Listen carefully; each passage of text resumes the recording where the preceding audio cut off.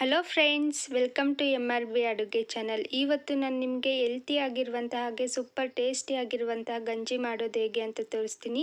ಈ ಗಂಜಿನ ನೀವು 8 ತಿಂಗಳು ಮಕ್ಕಳಿಂದ ದೊಡ್ಡವ್ರ ತನಕನೂ ಕುಡಿಬೋದು. ಇದು ದೇಹಕ್ಕೆ ತುಂಬಾ ತಂಪು ಕೊಡುತ್ತೆ, ಹಾಗೆ ಇದು ತುಂಬಾ ಹೆಲ್ತಿಯಾಗಿರುತ್ತೆ.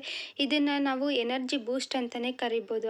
ನೀವಿನ್ನೂ ನಮ್ಮ ಚಾನಲ್ನ ಸಬ್ಸ್ಕ್ರೈಬ್ ಮಾಡಿಲ್ಲ ಅಂದರೆ ಪ್ಲೀಸ್ ನಮ್ಮ ಚಾನಲ್ನ ಸಬ್ಸ್ಕ್ರೈಬ್ ಮಾಡಿ, ಪಕ್ಕದಲ್ಲಿರೋ ಬೆಲ್ ಬಟನ್ನ ಕ್ಲಿಕ್ ಮಾಡಿ. ಹಾಗಾದರೆ ಬನ್ನಿ ಇದು ಯಾವ ರೀತಿ ಮಾಡೋದು ಅಂತ ನೋಡೋಣ. ನಾನು 2 kg ರಾಗಿ ತಗೊಂಡಿದ್ದೀನಿ. ಗ್ಯಾಸ್ನ ಸ್ಲಿಮ್ಮಲ್ಲಿ ಇಟ್ಕೊಂಡು ಹುರ್ಕೊಳ್ತಿದ್ದೀನಿ. ನಾನು ಈ ರಾಗಿನ ನೀರಲ್ಲಿ ತೊಳೆದು ಒಣಗಿಸ್ಬಿಟ್ಟು ನೀಟಾಗಿ ಎಲ್ಲ ಆಯ್ದು ರಾಗಿನ ಅದಾದಮೇಲೆ ಹುರ್ಕೊಳ್ತಿದ್ದೀನಿ. ನೋಡಿ, ಈ ರೀತಿ ಒಂದು 5 ನಿಮಿಷ ಹುರ್ಕೊಳ್ಳಿ. ನಾವು ರಾಗಿನ ಹುರ್ಕೊಳ್ಳೋವಾಗ ಗಮ್ಮಂತ ಸ್ಮೆಲ್ ಬರುತ್ತೆ, ನಮಗೆ ಗೊತ್ತಾಗುತ್ತೆ ರಾಗಿ ಚೆನ್ನಾಗಿ ಹುರಿದಿದೆ ಅಂತ. ಅಲ್ಲಿ ತನಕ ಹುರ್ಕೋಬೇಕು. ನೋಡಿ, ಈಗ ನಾನು ರಾಗಿನ ಹುರಿದಿರೋದನ್ನ ಒಂದು ಬಟ್ಲಿಗೆ ಹಾಕ್ಕೊಳ್ತಿದ್ದೀನಿ. ಮತ್ತು ಇನ್ನೊಂದೇನೆಂದರೆ, ಈ ರೀತಿ ಹುರ್ಕೊಳ್ಳೋದ್ರಿಂದ ಬೇಗ ಕೆಡೋದಿಲ್ಲ. ಈ ಹಿಟ್ಟನ್ನ ನಾವು 6 ತಿಂಗಳ ತನಕ ಸ್ಟೋರ್ ಮಾಡ್ಕೋಬೋದು. ಈಗ ನಾನು ಅರ್ಧ kg ಅಕ್ಕಿ ತಗೊಂಡಿದ್ದೀನಿ, ಹುರ್ಕೊಳ್ತಿದ್ದೀನಿ. ಈ ಅಕ್ಕಿನ ನಾನು ಫಸ್ಟೇ ತೊಳೆದು ಒಣಗಿಸಿಟ್ಬಿಟ್ಟು ಅದಾದಮೇಲೆ ಹುರ್ಕೊಳ್ತಿದ್ದೀನಿ. ನೋಡಿ, ಈ ರೀತಿ ಹುರ್ಕೊಳ್ಳೋದ್ರಿಂದ ಹಿಟ್ಟು ಬೇಗ ಕೆಡೋದಿಲ್ಲ. ನಾವು 6 ತಿಂಗಳ ತನಕ ಸ್ಟೋರ್ ಮಾಡ್ಕೋಬೋದು. ಈಗ ಅಕ್ಕಿನ ಹುರ್ಕೊಂಡಿದ್ದೀನಿ. ಅಕ್ಕಿನೂ ನಾನು ಪಾತ್ರೆಗೆ ಹಾಕ್ಕೊಳ್ತಿದ್ದೀನಿ. ಅದಾದಮೇಲೆ 1 ಕಪ್ ಕಡಲೆ ಬೀಜ ಹಾಕ್ಕೊಂಡು ಹುರ್ಕೊಳ್ತಿದ್ದೀನಿ. ಗ್ಯಾಸ್ನ ಮೀಡಿಯಮ್ ಫ್ಲೇಮಲ್ಲೇ ಇಟ್ಕೊಂಡು ಹುರ್ಕೊಳ್ಳಿ. ಇದು ತುಂಬಾ ಎನರ್ಜಿ ಕೊಡುತ್ತೆ ಮತ್ತು ಇದು ದೇಹಕ್ಕೆ ತುಂಬಾ ತಂಪಾಗಿರುತ್ತೆ. ಯಾರಿಗೆಲ್ಲ ಆಯಾಸ ಸುಸ್ತು ಅಂತೆಲ್ಲ ಇರುತ್ತೋ ಅಂಥವ್ರು ಈ ರೀತಿ ಗಂಜಿ ಮಾಡಿಕೊಂಡು 1 ತಿಂಗಳು ಕುಡೀರಿ. ದಿನಕ್ಕೆ 2 ಟೈಮ್. ನಿಮಗೆ ರಿಸಲ್ಟ್ ಗೊತ್ತಾಗುತ್ತೆ. ಇದು ತುಂಬಾ ಟೇಸ್ಟಿಯಾಗಿರುತ್ತೆ ಗಂಜಿ. ನೀವು ಯಾವತ್ತೂ ಕುಡ್ದಿರಲ್ಲ, ಅಷ್ಟು ಚೆನ್ನಾಗಿರುತ್ತೆ. ಈಗ ನೋಡಿ, ಕಡಲೆ ಬೀಜನ ಹುರ್ಕೊಂಡು ನಾನು ಪ್ಲೇಟ್ಗೆ ಹಾಕ್ಕೊಂಡು ಇದನ್ನು ಆರಕ್ಕೆ ಬಿಡ್ತಿದ್ದೀನಿ ಒಂದು 5 ನಿಮಿಷ. ಇವಾಗ ನಾನು ಅರ್ಧ ಕಪ್ ಬಾದಾಮಿ ಹಾಕ್ಕೊಂಡು ಹುರ್ಕೊಳ್ತಿದ್ದೀನಿ ಮತ್ತು ಅರ್ಧ ಕಪ್ ಗೋಡಂಬಿ 2 ಜೊತೆಲೇ ಹುರ್ಕೊಳ್ತಿದ್ದೀನಿ. ಗ್ಯಾಸ್ನ ನಾನು ಸಣ್ಣ ಉರಿಯಲ್ಲೇ ಇಟ್ಕೊಂಡು ಹುರ್ಕೊಳ್ತಿದ್ದೀನಿ. ನೋಡಿ, ಈ ರೀತಿಯಾಗಿ ಸ್ವಲ್ಪ ಲೈಟಾಗಿ ಹುರ್ಕೊಳ್ಳಿ, ತುಂಬ ಎಲ್ಲ ಹುರಿಯೋಕೆ ಹೋಗಬೇಡಿ. ನೋಡಿ, ಈಗ ಇದನ್ನು ಹುರಿದಿದ್ದಾಗಿದೆ. 1-2 ನಿಮಿಷ ಅಷ್ಟೇ ಹುರ್ಕೊಂಡಿರೋದು. ಈಗ ಇದನ್ನು ನಾನು ಹಾಕ್ಕೊಳ್ತಿದ್ದೀನಿ. ಮತ್ತು ಈಗ 1/4 ಕಪ್ ಜೀರಿಗೆ, ಹಾಗೆ 2 ಸ್ಪೂನ್ ಅಷ್ಟು ಮೆಣಸುಕಾಳು ಹಾಕ್ಕೊಳ್ತಿದ್ದೀನಿ. ಅದಾದಮೇಲೆ 1 ಸ್ಪೂನ್ ಮೆಂತ್ಯ ಹಾಕ್ಕೊಳ್ತಿದ್ದೀನಿ. 6 ಒಣಗಿರೋ ಮೆಣಸಿನ್ಕಾಯಿ ಹಾಕ್ಕೊಳ್ತಿದ್ದೀನಿ. ಹಾಕ್ಕೊಂಡು ಸ್ವಲ್ಪ ಲೈಟಾಗಿ ಹುರ್ಕೊಳ್ಳಿ, ಈ ರೀತಿ ಕಲರ್ ಚೇಂಜ್ ಆಗೋ ತನಕ. ಮತ್ತು ಇದು ಜೀರಿಗೆ ಹಾಕೋದ್ರಿಂದ ಜೀರ್ಣಶಕ್ತಿ ಜಾಸ್ತಿ ಆಗುತ್ತೆ. ನೋಡಿ, ಇವಾಗ ಹಾಕ್ಕೊಳ್ತಿದ್ದೀನಿ.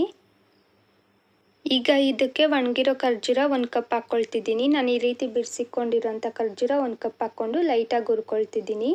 ಇದು ತುಂಬಾ ಆರೋಗ್ಯಕರವಾಗಿರುತ್ತೆ. ಇದನ್ನು ಮಕ್ಕಳಿಂದ ದೊಡ್ಡವ್ರ ತನಕನೂ ಕುಡಿಬೋದು. ಈ ಗಂಜಿನ ಅಷ್ಟು ಆರೋಗ್ಯಕರವಾಗಿರುತ್ತೆ ಎಲ್ಲರಿಗೂ.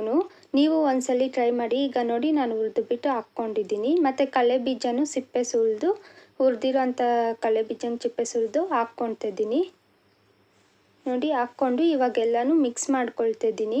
ನೀವು ಒಂದ್ಸಲಿ ಟ್ರೈ ಮಾಡಿ ಮನೇಲಿ. ಇದು ಯಾವ ರೀತಿ ಬರುತ್ತೆ ಅಂತ ಕಮೆಂಟ್ ಮಾಡಿ. ಹಾಗೆ ರಿಸಲ್ಟ್ ಹೇಗಿದೆ ಅಂತ ಹೇಳಿ. ನಿಮಗೇನಾದ್ರು ಸುಸ್ತು ಆ ಥರ ಇದ್ದರೆ ಕೂಡ ನಿಮಗೆ ಹೋಗುತ್ತೆ.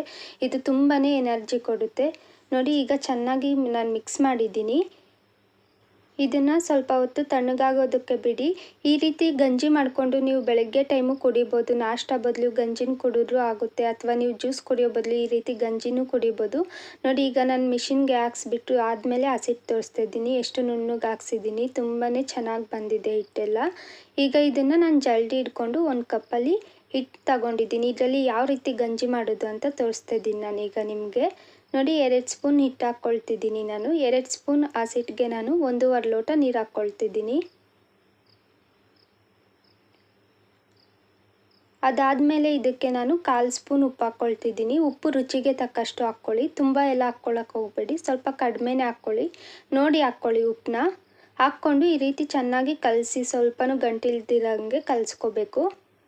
ಈಗ ನಾನು ಇದನ್ನು ನೀಟಾಗಿ ಕಲಸಿದ್ದೀನಿ. ಗ್ಯಾಸ್ ಮೇಲೆ ಇಟ್ಕೊಂಡಿದ್ದೀನಿ. ಗ್ಯಾಸ್ನ ಮೀಡಿಯಮ್ ಫ್ಲೇಮಲ್ಲಿ ಇಟ್ಕೊಂಡು ಈ ರೀತಿಯಾಗಿ ಕಲಿಸ್ಕೊಡ್ತಾ ಇದ್ದೀನಿ. ನೋಡಿ, ಒಂದು 5 ನಿಮಿಷ ಕಲಸಿ. ಈ ಗಂಜಿನ ನೀವು ಬರೀ 5 ನಿಮಿಷದಲ್ಲಿ ರೆಡಿ ಮಾಡ್ಕೋಬೋದು. ಮಾರ್ನಿಂಗ್ ಟೈಮ್ ಈ ರೀತಿ ಹಿಟ್ಟು ಮಾಡಿಕೊಂಡ್ಮೇಲೆ ನೋಡಿ, ಈಗ ಇದು ಉಕ್ಕು ಬರ್ತಾ ಇದೆ. ನಾನು ಇದನ್ನು ಕಲಿಸ್ಕೊಡ್ತಾ ಇದ್ದೀನಿ. ಇದು ಉಕ್ಕು ಬಂದಮೇಲೆ ಚೆನ್ನಾಗಿ ಮರಳೋದಕ್ಕೆ ಸ್ಟಾರ್ಟ್ ಆಗುತ್ತೆ. ಇದನ್ನು ಚೆನ್ನಾಗಿ ಕುದಿಸಿ. ನೋಡಿ, ಈ ರೀತಿ ಮರಳೋದಕ್ಕೆ ಸ್ಟಾರ್ಟ್ ಆಗುತ್ತೆ ಉಕ್ಕು ಬಂದಿದ್ದಾದಮೇಲೆ. ಇದನ್ನು ನಾವು ಸ್ವಲ್ಪ ಕಲಿಸ್ಕೊಡ್ತಾ ಇರಬೇಕು. ಚೆನ್ನಾಗಿ ಕಲಿಸ್ಕೊಟ್ಟು ಕುದಿಸಿದ್ರೆ ಇದು ಸೂಪರ್ ಟೇಸ್ಟಿಯಾಗಿ ಇರುತ್ತೆ ಮತ್ತು ಗಂಜಿ ರೆಡಿ ಆಗುತ್ತೆ. ನೋಡಿ, ಈಗ ಇದು ಕುದೀತಾ ಇದೆ. ಈ ರೀತಿಯಾಗಿ ಒಂದು 5 ನಿಮಿಷ ಕಾಯಿಸಿದ್ರೆ ಸಾಕು, ಗಂಜಿ ಬೇಗನೆ ರೆಡಿ ಆಗಿಬಿಡುತ್ತೆ, ತುಂಬಾ ಟೇಸ್ಟಿಯಾಗಿರುತ್ತೆ. ಈಗ ಗಂಜಿ ರೆಡಿಯಾಗಿದೆ, ನಾನು ಇದನ್ನು ಲೋಟಗೆ ಹುಯ್ಕೊಳ್ತಿದ್ದೀನಿ. ಈ ವಿಡಿಯೋ ನೋಡಿದ್ದಕ್ಕಾಗಿ ಧನ್ಯವಾದಗಳು.